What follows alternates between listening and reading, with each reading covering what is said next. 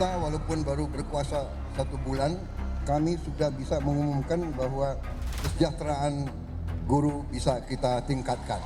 Kita telah meningkatkan anggaran untuk meningkatkan kesejahteraan guru ASN yang berstatus PNS dan P3K serta guru-guru non-ASN.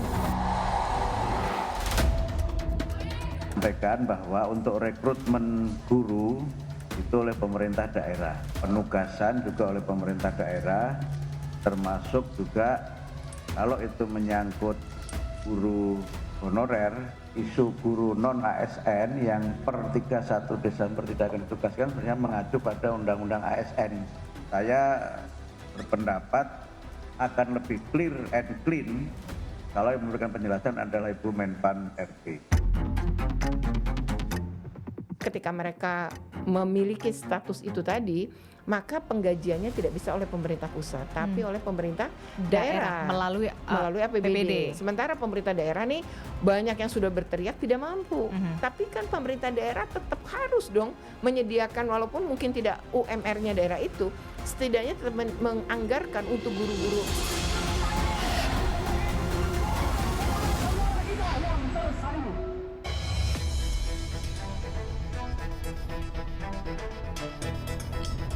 Selamat malam, polemik nasib guru honorer kembali mencuat setelah Menteri Pendidikan Dasar Menengah Abdul Muti mengeluarkan surat edaran yang salah satu isinya menjelaskan guru honorer setelah 31 Desember 2026 tidak boleh lagi mengajar di sekolah negeri. Sebagian besar guru honorer resah akan nasibnya. Ini adalah ujian besar bagi pemerintahan Prabowo Gibran. Apalagi jika mengingat kembali janji kampanye soal peningkatan kesejahteraan guru. Nasib guru di era Prabowo Gibran, inilah Satu Meja The Forum malam ini bersama saya, Yogi Nugraha.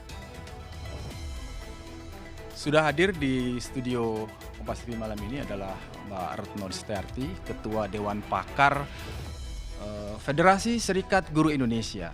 Mbak, apa kabar Mbak? Baik. Masih semangat memperjuangkan nasib guru honorer? Harus. Dan malam ini kita fokus kepada mereka-mereka yang berjuang, kepada mereka-mereka pelaku di lapangan. Tidak lagi fokus kepada hal-hal yang mengatur urusan birokrasi, meskipun kita sudah mencoba memanggil.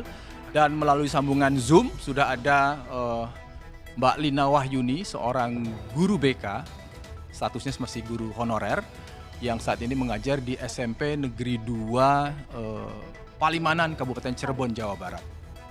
Selamat malam, Mbak Lina, bisa mendengar? Ya, selamat malam. Malam, sehat Mbak Lina? Ya, selamat malam Pak Yogi. Alhamdulillah sehat. Kemudian ada satu lagi, Pak Fahriza Marta Tanjung, Kepala Sekolah SMKN 4 Medan, Sumatera Utara. Pak Fahriza, selamat malam Pak Fahriza. Selamat malam Mas. Sehat Pak Fahriza? Sehat. Ya. Sebelumnya kami sudah mengundang dari mulai Menteri Pendidikan Dasar Menengah, Wakil Menteri, bahkan dua-duanya, termasuk Dirjen, tetapi tidak bisa hadir. Bahkan dari Badan Komunikasi Pemerintah pun kita sudah undang. Tapi akhirnya kami tetap jalan karena nasib guru ini tidak bisa menunggu. Dan kami pikir bahwa ini harus segera disampaikan. Saya akan ke Mbak Lina dulu. Mbak Lina. Ya. Mbak Lina ini status guru honorer sudah berapa tahun, Mbak? Ya, untuk status guru honorer itu kebetulan saya lulus tahun 2020. Pengalaman saya mengajar itu di bimbel, di sekolah swasta itu kurang lebih 2 tahunan. Sama kan sekarang saya udah menjadi guru honorer di sekolah SMP Negeri 2 Palimanan. Itu kurang lebih 1 tahun, jadi total kurang lebih 2-3 tahunan. Oke, Gitu. Mbak Lina, saya mau tanya dulu. Mbak Lina sudah mendengar ada surat edaran dari Menteri Pendidikan Dasar Menengah Prof. Abdul Muti soal guru honorer yang paling lama bisa mengajar di sekolah negeri 31 Desember 2006. Sudah mendengar? Iya, sudah mendengar. Apa respon Sudah Anda? mendengar, Pak. Dan mungkin teman-teman Anda juga kalau yang bisa mewakili. Iya, respon saya dan rekan-rekan guru honorer lainnya di sekolah sini tuh cukup kaget ya Pak ya mendengar peraturan itu. Kagetnya, kaget kecewa atau Iya. kaget gembira? Kaget kecewa tentunya Kaget kecewa. ya. Kenapa Mbak? Kalau boleh Pastinya. diceritakan Mbak. Ya khawatir juga kan, kita juga bukan hanya memikirkan nasib kita aja, karena emang pada faktanya di sekolahan itu masih butuh tenaga guru honor lainnya juga gitu. Jadi kita bukan hanya memperjuangkan nasib kita sekarang, tapi kita memikirkan juga nasib anak-anak di sekolah. Kalau misalkan kita, para guru honorer, diberhentikan, itu bagaimana nasib anak-anak juga gitu. Karena kita udah sangat-sangat mencintai profesi menjadi guru ini. Ya, di SMP 2 Palimanan Cirebon ada berapa orang guru honorer Mbak? Kalau saya boleh tahu Mbak. Ada berapa Selain ya Mbak Lina guru honorer? di SMP Ada 2. kurang lebih 10. 10. Nah, Iya. saya nggak bisa membayangkan kalau emang benar, ya mudah-mudahan yang 10 termasuk Mbak Lina itu juga nanti termasuk yang bisa lolos ya. Tapi kalau per 31 Desember nggak bisa mengajar, bayangkan Mbak, kelas-kelas anak-anak sekolah di SMP 2 gimana nasibnya Mbak? Ya betul itu, begitu Pak. Kita juga sangat memikirkan nasib anak-anak di Oke. sekolah di sini Oke. juga. Saya ke Pak Fahriza ya. Pak Fahriza, Ya Mas. oke.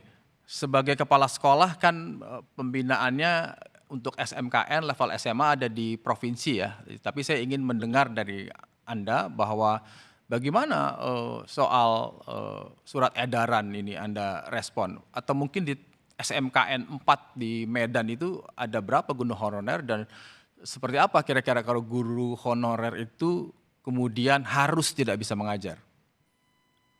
Ya, terima kasih Mas. Jadi kalau kami di SMK Negeri 4 Medan itu sampai saat ini ada sekitar 16 orang guru honorer, dan kalau memang surat edaran ini diberlakukan, artinya yang tidak terdaftar di Dapodik per 31 Desember 2024 itu akan dikeluarkan, maka kami akan mungkin mengeluarkan sekitar 3 orang guru dari sekolah kami gitu Mas. Akan mengeluarkan apa kira-kira Pak dampaknya kepada proses belajar mengajar sehari-hari kalau sampai ada 3 guru yang tidak ada? Ya, saya kira akan ini ya, pembelajaran anak-anak di kelas akan terbengkalai ya, tidak bisa diajar karena memang kan apalagi kami di SMK kan punya jurusan tertentu yang mungkin tidak akan bisa diajar oleh guru yang lain kan gitu. Jadi memang keberadaan SE ini tentunya sangat mengkhawatirkan bagi kami kepala sekolah. Pak, sebagai kepala sekolah tentu ketika ada seperti tadi Mbak Lina dari Cirebon, tentu ketika ada surat edaran itu kan pasti menjadi bahan tempat diskusi, tempat konsultasi dari para guru, Pak. Boleh diceritakan nggak Pak suasananya ketika ada surat edaran? Rata-rata sebagian besar rekan-rekan Anda para guru itu seperti apa Pak? Ada nuansa kekhawatiran atau seperti apa? Ya, saya kira pasti ya Mas ya, akan ada nuansa kekhawatiran ya terkait dengan keberadaan surat edaran ini. Dan juga yang mungkin menjadi concern bagi kami kepala sekolah adalah bahwa di awal Juli ketika nanti tahun ajaran baru mulai, itu kan kami juga sudah memikirkan bagaimana 1 tahun ke depan pembelajaran akan terlaksana di sekolah gitu. Nah, kalaulah memang misalnya kemudian nanti di akhir Desember 2026 ini 26. ada sebagian, ya 2026 ini akan ada sebagian guru yang mungkin tidak bisa mengajar lagi, itu kan patut kami pikirkan bagaimana caranya supaya tetap kuota guru itu terpenuhi gitu. Dan bisa jadi mungkin kami mengambil langkah yang lebih cepat gitu ya dari situasi itu, karena memang kalau surat edaran itu kan memakai siklus tahun anggaran gitu ya, sementara Ya. kalau kami di sekolah kan memakai siklus tahun ajaran atau tahun pembelajaran gitu ya, yang dimulai di awal Juli gitu. Kalaulah mereka nanti di Desember 2026 mereka katakanlah karena surat edaran ini mereka harus keluar dari sekolah, yang kita khawatirkan terhadap teman-teman kita yang honorer tersebut, bagaimana mereka mencari kerja lagi setelah itu, karena Ya. di Januari itu saya kira sekolah-sekolah sudah tidak akan menerima guru baru lagi gitu ya. Karena kita kan siklus kita kan di tahun ajaran itu dimulai dari bulan 7 Mas gitu. Oke, bulan Juli ya. Ya, ya. Pak Fahriza dan Mbak Lina tahan dulu sebentar, saya akan ke Mbak Retno. Mbak Retno, tadi kita sudah mendengarkan gambaran di lapangan nih, realitasnya di lapangan. Satu Ya. dari Jawa Barat, satu lagi dari Sumatera Sumatera Utara, dari Medan. sebagai orang yang lama berjuang untuk itu ada dalam FSGI, apa kira-kira Anda yang ingin sampaikan setelah mendengar ini? Tentu ini bukan berita baru buat Anda. Anda sering berkomunikasi dengan para guru, kepala sekolah di daerah. Iya betul. Pertama tentu ini memang awal kan sepertinya surat edaran ini memberikan secerca harapan gitu ya. Secerca harapan. Ya Di karena mananya? gini, secerca harapan itu adalah teman-teman yang selama ini teman-teman guru itu menjadi guru honorer, sekarang tuh ganti status gitu kan. Ganti status menjadi ASN yaitu P3K paruh waktu. Kan itu yang Oke, di ini pegawai kan. pemerintah dengan perjanjian pekerjaan. Betul, Oke. kan jadi dari honorer ganti status. Ya, tentu ini sesuatu yang diharapkan karena banyak guru honor. Ganti status itu hanya administratif saja. Nah, Karena akhirnya kan undang-undang gitu. ASN, Nah, logikanya kan tapi nggak secara administratif. substansi nggak berubah kan? Harusnya berubah. Kayak DKI, Ya. mereka sekarang ini sudah bukan. Jadi sebelum diberlakukan edaran saja, DKI kan sudah mengangkat guru-guru honorer menjadi tenaga P3K paruh waktu. Ya. Memang mereka akan lakukan bertahap, tapi itu betul-betul sudah dilakukan karena tadi ya mau nggak mau memang teman-teman honorer harus jelas nasibnya. Ya. Nah mereka itu kayak Mbak Lina dan teman-teman itu ya saya yakin kenapa mereka mau ngajar di sekolah negeri padahal gajinya kecil. Karena mereka berharap jadi ASN. Ya. Nah yang kedua mereka juga merasa kalau negeri ini kan jumlah muridnya banyak. Sehingga kalau tunjangan sertifikasi atau tunjangan profesi guru pasti akan dapat memenuhi syarat-syarat. Seperti 24 jam minimal, kemudian jumlah murid ini akan memenuhi. Nah jadi mereka itu mau karena mereka yakin bahwa suatu saat akan jadi ASN. Yang kedua TPP atau tunjangan profesi gurunya pas TPG-nya ini akan mereka dapat dengan lebih mudah lah ya gitu. Nah ya dibanding sekolah swasta yang nanti kekurangan murid lah, kekurangan jam dan lain-lain. Yang kedua itu ketika edaran ini dilakukan sebenarnya niatnya baik. Ya. Artinya edaran ini akan menaikkan status tadi. Nah problemnya itu Kementerian Pendidikan Dasar dan Menengah cuma buat edaran. Tapi penggajian Ada di pemerintah ada di daerah. pemerintah daerah. Nah setelah surat edaran ini kan pemerintah daerah rame-rame jadinya bersurat bahwa mereka tidak sanggup.